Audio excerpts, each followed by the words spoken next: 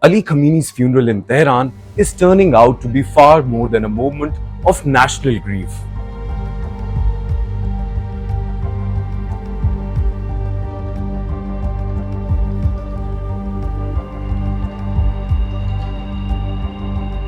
Well, it has become a carefully choreographed exercise in funeral diplomacy. Don't be puzzled. Let us explain what's happening.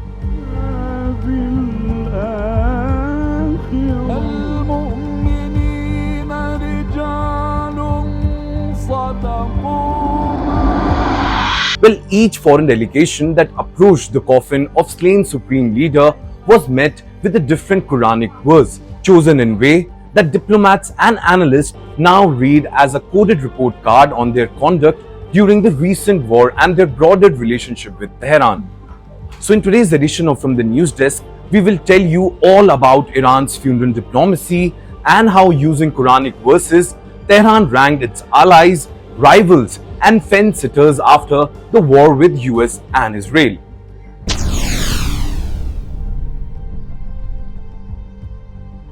First, let's jog your memory. Ali Khamenei was killed in an Israeli-US strike at his residence on February 28th, a dramatic escalation that triggered weeks of cross-border attacks and pushed the region to the brink. Now his body lay in state for 3 days at Tehran's Grand Musalla, with delegations from more than 70 countries filling past his coffin in a ceremony that mixed religious rituals with state theatrics.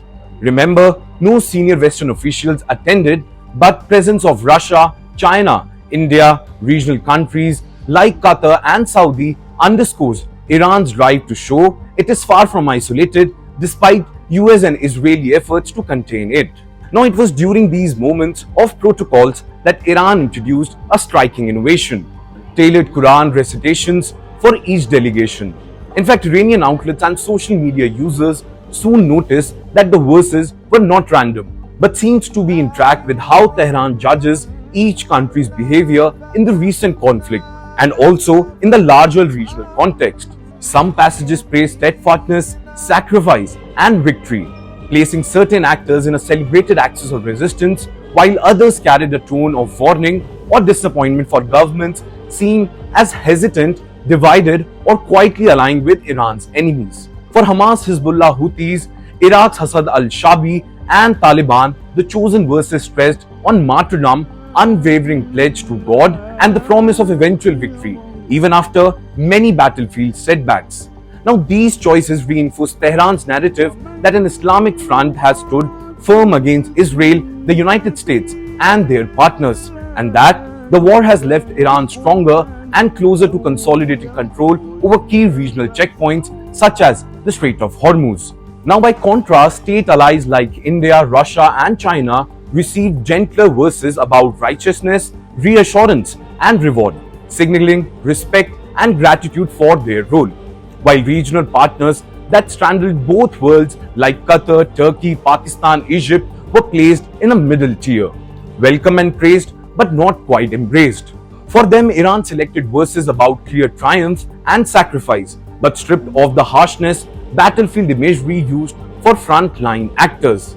Well, the result was Quranic hierarchy, an inner circle of allies, a ring of major state partners, and a third group of pragmatic neighbors whose diplomacy Iran values, but with caution, and they have not forgotten what role they have played.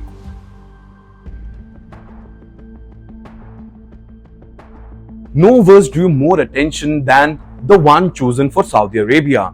As the Saudi delegation led by Deputy Foreign Minister Walid al-Quraiji approached Khamenei's coffin, reciters read verse 13 of Surah Al-Imran, which described the Battle of Badr, a moment when a smaller, poorly equipped Muslim force defeated a larger army by the will of God. Well, the passage ends by saying that God supports whom He wills and that there is a lesson in for those with insight. Well, a language that many in the region now read as a pointed reminder that history favors those who stand with the true believers in moments of trial. Now, here the symbolism is actually layered. Badr was fought in 624 CE on what is now Saudi soil, instantly tying the verse to Riyadh's own religious heritage. Now read generously, the recitation can be framed as a shared civilization memory, acknowledging that Iran and Saudi Arabia both draw legitimacy from early Islamic history and that both sits at the heart of the Muslim world. But here comes the most interesting bit, and that too in the context of the recent war. Well, the verse takes on a sharper edge, especially against reports that Saudi Arabia quietly aligned with the US and even allowed American military operation from its territory as Israel sought to plunge the region into ruins as per Iran.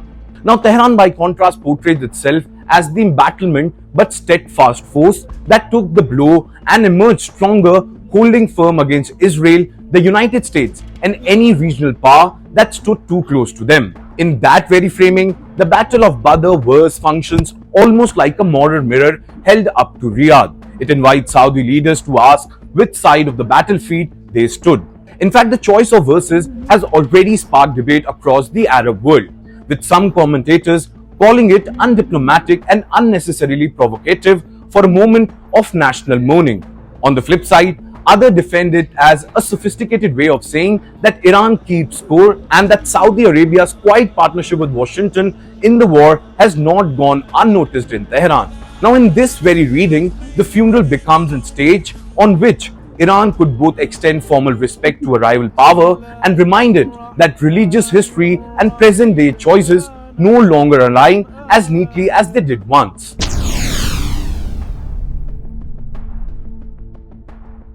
Qatar's treatment at the funeral shows how Iran differentiates between Gulf neighbors it sees as hostile or hesitant and those it views as useful partner, but with absolute caution.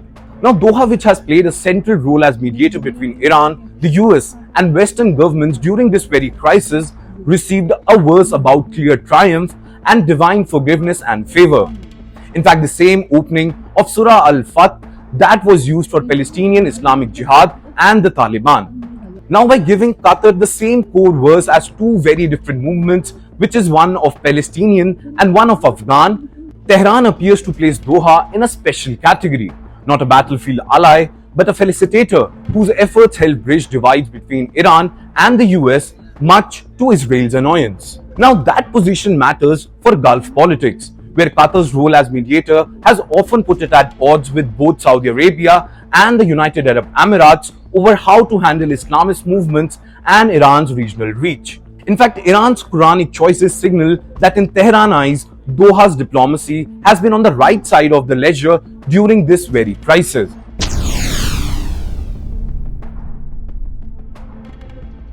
Now let's talk about Iran's messaging for Lebanon as a nation and Hezbollah as an Axis partner.